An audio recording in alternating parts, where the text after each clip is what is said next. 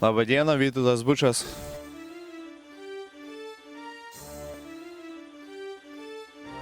Šiauliai be komandos lyderio, todėl, kad prieš savaitę treniruodamasis šioje trasoje Aleksandrijoje kritau ir patyriau kelio traumą. Deja, šį sezoną jau turiu atidėti visiškai, turbūt visą žiemą taip pat turėsiu skirti reabilitacijai. Pirminės konsultacijos ir nuotraukos rodo, kad trūkia kelio raiščiai, taigi reikės gydytis ir greičiausiai daryti operaciją.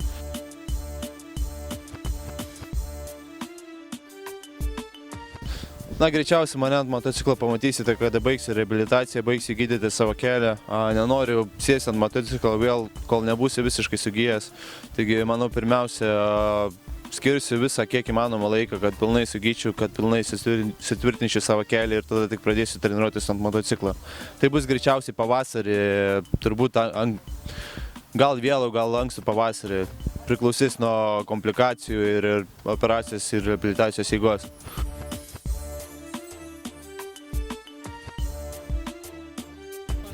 2013 metų sezonas išties įdomus.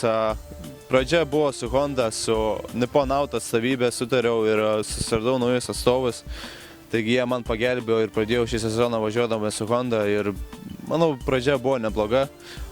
Nuo sezono vidurio gavau pasiūlymą iš Yamaha Deutschland Motors komandos važiuoti su Yamaha Vokietijoje. Taigi buvo išties didelis iššūkis Vokietijoje važiuoti su Yamaha ir grįžęs važiuoti su Honda. Žinoma, rezultatai gal nebuvo tokie, kokių aš norėčiau, bet tikiuosi kitais metais važiuodamas vien ant Yamahos pasiekti aukštų rezultatų.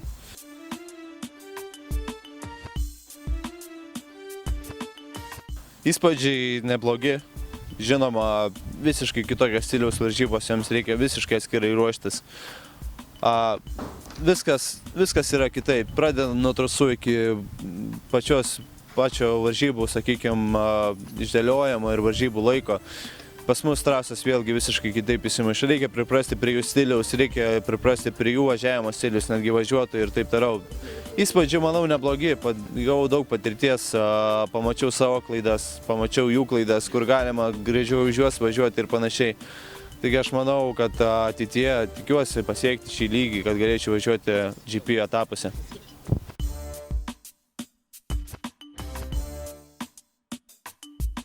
Šiais metais važiavau pilną DAC čempionatą, ADAC, tai trumpinimas Vokietijos čempionate. Sekėsi turbūt prastai. Žinoma, norėjau žymiai geresnių rezultatų, bet dėja, kadangi keičiau komandas, keičiau motociklas, tai teko prie ko priprasti ir negalėjau tuo metu koncentruotis į gerą važiavimą. Bet tikiuosi kitais metais jau visi taškai sudėti ant ir teisiu šį pasirodymą DAC čempionate su nauja savo komanda ir nauju motociklu.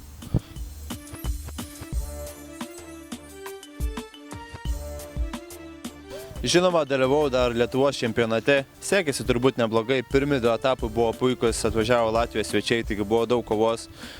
Kiti 2 etapai buvo gan paprastai, nebuvo daug konkurentų, taigi laimėjau visą čempionatą, džiaugiuosi tuo ir žinoma, tikiuosi kitais metais taip pat pasirodyti šiame čempionate. Tarp kitko, važiavau Latvijos kai kuriuose etapuose, Supercars etapuose. Kadangi važiavau tik porą iš šių etapų, rezultatai buvo ir prasti ir geri, bet, sakykime, koncentravausi į kitus etapus, todėl ten pasirodžiau tik vien dėl to, kad vyko ten varžybos. Žinoma, neseniai dalyvau Tane Leok varžybose, kuriuose sekėsi itin gerai, pagaliau pripratau prie naujos Yamaha savo ir galėjau kovoti su aukštais sportininkais kaip Karo, Leok ar Guarneri. Taigi tikiuosi šią formą atgaivinti labai greitai po šios savo traumos ir išlaikyti ją ir tobulinti toliau.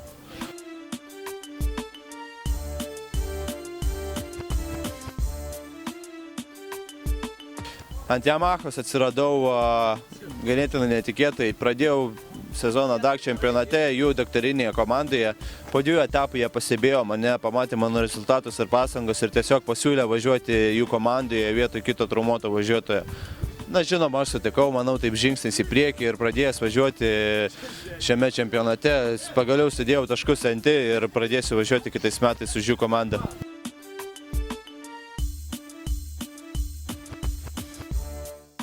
Na, pirmiausia, planas tai turbūt būtų įsigydyti šią traumą ir kuo greičiau pradėti važiuoti ant motociklo. Na ir kol kas pagrindinis planas tai yra ADAC čempionatas. Tikiuosi pasiekti aukštą rezultatą, jame padaryti, įdėti kuo daugiau pastangų ir atnešti komandai gerą rezultatą.